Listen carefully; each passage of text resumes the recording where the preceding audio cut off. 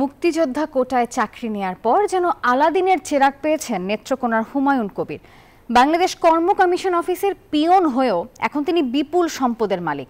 চাকরি দেওয়ার নামে কোটি টাকা হাতিয়ে নেয়ার অভিযোগও রয়েছে তার বিরুদ্ধে। অনিয়ম দুর্নীতির সাথে জড়িতদের খুঁজে বের করে আইনের আওতায় আনার দাবি সচেতন মহলের। সোহান আহমেদ কাকনের পাঠানো তথ্য ছবিতে দেখুন ডেস্ক রিপোর্ট। বাংলাদেশ কর্ম কমিশনে চাকরি করেন নেত্রকোনার হুমায়ুন কবির। সরকারি ওই প্রতিষ্ঠানের পিয়ন হলেও এখন তিনি বিপুল অর্থ সম্পদের মালিক। মুক্তিযোদ্ধা কোটায় চাকরি করছেন হুমায়ুন কবির। গত 15-16 বছরে জেলা শহরের কেডিসি, কাটলি, নাগরা সহ বিভিন্ন এলাকায় নামে বেনামে কিনেছেন অনেক জমি। কোটি টাকা ব্যয় বানিয়েছেন বিলাসবহুল একাধিক বাড়ি ও অটো রাইস মিলও।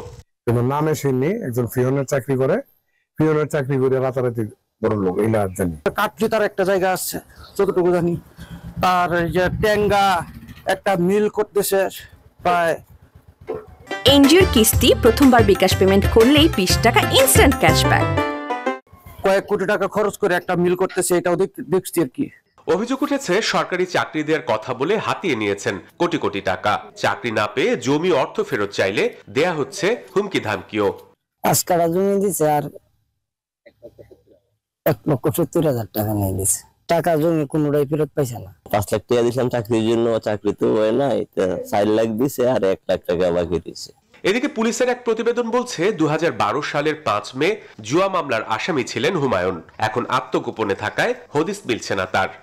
আমরা দেখেছি সাধারণ তৃতীয় চতুর্থ শ্রেণীর কর্মচারীরা পর্যন্ত কোটি কোটি টাকার মালিক হয়েছে দুর্নীতির মাধ্যমে, ঘুষ দুর্নীতির মাধ্যমে।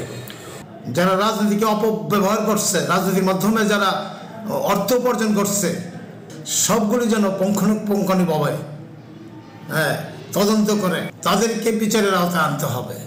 অনিয়ম দুর্নীতির সাথে জড়িতদের খুঁজে বের করে আইনের আওতায় আনার দাবি সংশ্লিষ্টদের।